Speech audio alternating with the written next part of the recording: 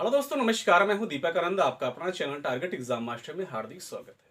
और दोस्तों, आज की इस वीडियो में हम लोग शुरू करने वाले हैं इसमें ज्योग्राफी को।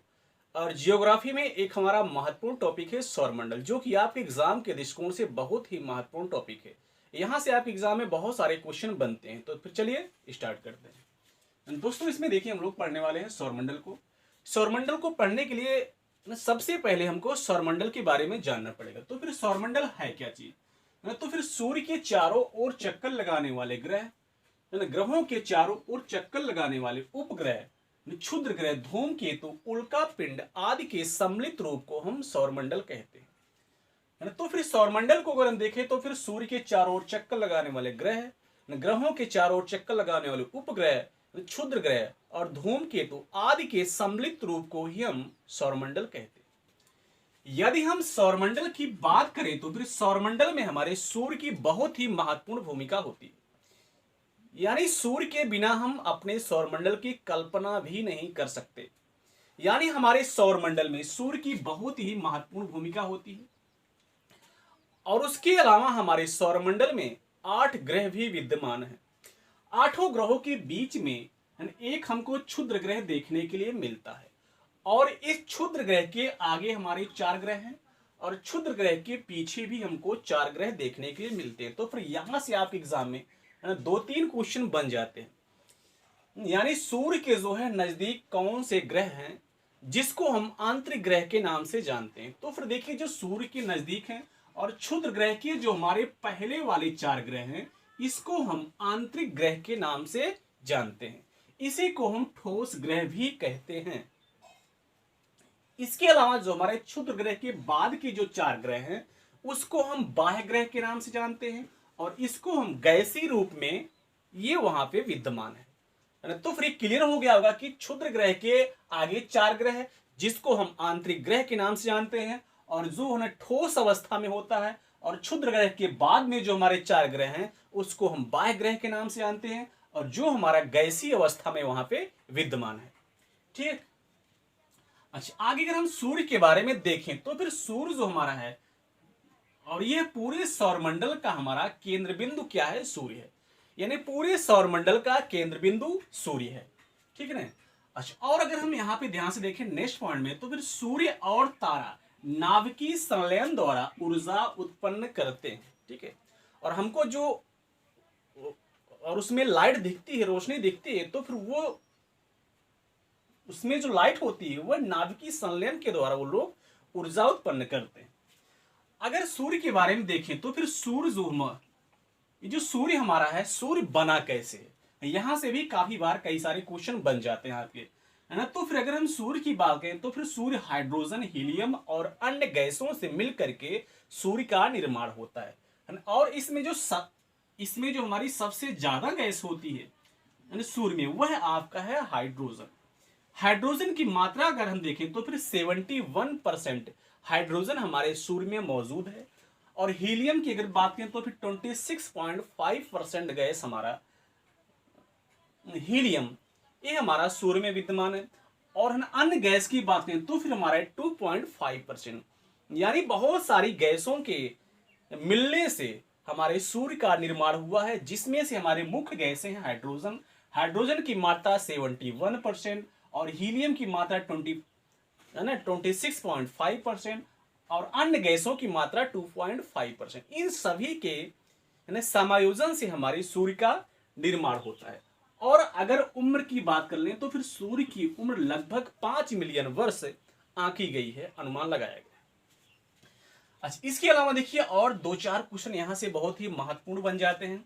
जैसे प्रकाश मंडल का तापमान, यानी जो हमारा सूर्य है वो पूरे सौरमंडल का हमारा केंद्र बिंदु होता है ना। तो फिर यहाँ पे हमारे तापमान कितने होते हैं? यहां से भी बहुत सारे क्वेश्चन बन जाते हैं कि सूर्य के केंद्र बिंदु पे कितना तापमान होता है ना। उसके जो है मतलब बाह्य क्षेत्र में कितना तापमान होता है। तो फिर इस तरह से बहुत सारे क्वेश्चन आपके बन जाते हैं। तो फिर यहां से हम लोग देख लेते हैं प्रकाश मंडल का तापमान, है ना। अगर हम केंद्र में देखें, यानी जो हमारा सूर्य है, सूर्य के अगर हम केंद्र में देखें, बीचों बीच में देखें, तो फिर वहां पे कितना तापमान हमको देखने के लिए मिलता है ना। तो फिर अगर हम केंद्र की बात कर लें तो फिर वहां पे आपको 15 मिलियन डिग्री सेल्सियस तापमान देखने के लिए मिलता है। And अगर उसके हम थोड़ा सा नीचे आएंगे तो फिर वहां पे आपको 1500 डिग्री सेल्सियस तापमान देखने के लिए मिलेगा। और जो है सूर्य के सतह पर अगर हम ध्यान दें तो फिर यहाँ पे आपको ना 600 डिग्री सेल्सियस तापमान देखने के लिए मिलता है ना। तो फिर ये सारे क्वेश्चन आपके बहुत ही महत्वपूर्ण हैं, कई बार यहाँ से क्वेश्चन आपके एग्जाम में बने हैं, तो फिर इसको आप पॉइंट टू पॉइंट वाइज समझ लीजिए, इसको अपने नोट भी कर सकते हैं। अच्छा, उसके अलावा अगर हम ध्यान दें, जो ये हमारा सूर्य है, यहाँ से भी 2-3 क्वेश्चन आपके बनते हैं बहुत ही महत्वपूर्ण। जो हमारा सूर्य है, इसका प्रकाश हमारी पृथ्वी के ना उत्तरी और दक्षिणी गोलार्ध पे पड़ता है। ये हमारी पृथ्वी है और ऊपर हमारा क्या है, उत्तरी गोलार्ध है, और नीचे हमारा है दक्षिणी गोलार्ध। और यहां से भी क्वेश्चन हमारा बनता है कि जब सूर्य की किरण पृथ्वी के उत्तरी गोलार्ध पे पड़ती है तो उसको हम किस नाम से जानते हैं, है ना। तो फिर जब सूर्य की किरण ये हमारी पृथ्वी के उत्तरी गोलार्ध पे जो पड़ती है तो फिर इसको हम अरोरा बोरियालिस के नाम से जानते हैं। और यदि सूर्य की किरण हमारे पृथ्वी के दक्षिणी और इस पे गोलार्ध पे पड़ती है तो फिर उसको हम अरोरा ऑस्ट्रेलिस के नाम से जानते हैं। तो फिर ये सारे बहुत ही महत्वपूर्ण टॉपिक थे, इसको आप देख लीजिए, पॉइंट टू पॉइंट्स आप नोट्स बना लीजिए, नोट कर लीजिए, और आपके एग्जाम के दृष्टिकोण से बहुत ही महत्वपूर्ण पॉइंट यहाँ से आपके बन। और आगे से में देख लेते हैं हम लोग सूर्य ग्रहण और चंद्र ग्रहण, जो कि आपके एग्जाम में बहुत सारे क्वेश्चन यहाँ से भी बनते हैं। और आप लोगों को ना हमेशा डाउट रहता है कि सूर्य ग्रहण कब लगता है, चंद्र ग्रहण कब लगता है। तो फिर आज के बाद आपका डाउट समाप्त हो जाएगा पूर्ण रूप से। तो फिर चलिए देख लेते हैं। तो फिर यहाँ पे देखिए आपने सूर्य ग्रहण, सूर्य ग्रहण हमारा कब होता है, जब सूर्य और पृथ्वी के बीच में चंद्रमा आ जाए। जब सूर्य और पृथ्वी के बीच में हमारी चंद्रमा आ जाती है तब हमारा लगता है क्या, सूर्य ग्रहण तब होता है। और इसके लिए देखिए ना, हमने एक ट्रिक बनाया आपके लिए समझने के लिए, इस ट्रिक को आप समझ लिए और आपका इसमें कभी डाउट आपको नहीं होगा। तो फिर देखिए यहाँ जो हमारी ट्रिक है वो आपका है समा, समा जलती है और आपका सूर्य भी जलता है, समा जलती है और आपका सूर्य भी जलता है। तो फिर यहाँ पे देखिए, यस से आपका हो गया सन, यम से मून, और ए से आपका हो गया अर्थ, यानी सन यानी आपका सूर्य और पृथ्वी के बीच में चंद्रमा, सूर्य और पृथ्वी के बीच में चंद्रमा यानी समा जलती है और आपका सूर्य भी जलता है। तो फिर जब आपको कभी भी डाउट हो कि हमारा सूर्य ग्रहण कब लगता है तो फिर आपके दिमाग में एक ही चीज आनी चाहिए कि समा जलती है। जैसे ही आपके दिमाग में समा आएगा तो फिर आपको मालूम हो जाएगा कि यस से हमारा सन और यम से हमारा मून, ए से हमारा हो गया अर्थ, यानी जब सूर्य और पृथ्वी के बीच में चंद्रमा आ जाए तो हमारा सूर्य ग्रहण होता है। क्लियर है। अच्छा, आगे देखिए, अब हम लोग इसमें बात कर लेते हैं चंद्र ग्रहण। चंद्र ग्रहण हमारा कब होता है, जब सूर्य और चंद्रमा के बीच में पृथ्वी आ जाए। जब सूर्य और चंद्रमा के बीच में हमारी पृथ्वी आ जाती है तब हमारा होता है चंद्र ग्रहण।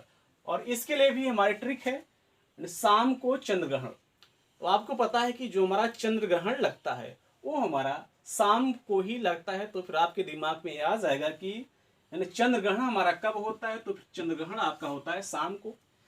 शाम से यहाँ पे तात्पर्य है कि यस से आपका हो गया सन और ए से हो गया अर्थ और यम से आपका हो गया मून, यानी चंद्र ग्रहण हमारा कब लगता है, जब सन और मून के बीच में पृथ्वी आ जाए। जब सूर्य और चंद्रमा के बीच में पृथ्वी आ जाती है तब हमारा लगता है चंद्र ग्रहण, यानी शाम को चंद्र ग्रहण हमारा होता है ना। तो फिर जब भी कभी आपको डाउट हो कि इसमें हमारा चंद्र ग्रहण कब लगता है तो फिर आपके दिमाग में एक ही चीज आनी चाहिए कि शाम को चंद्र ग्रहण होता है।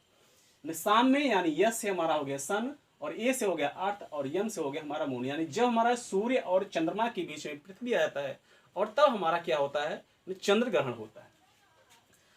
अच्छा देखिए, अगर हम ध्यान से देखें तो हमारा जो ये सूर्य ग्रहण होता है वो दो प्रकार के सूर्य ग्रहण हमको देखने के लिए मिलता है।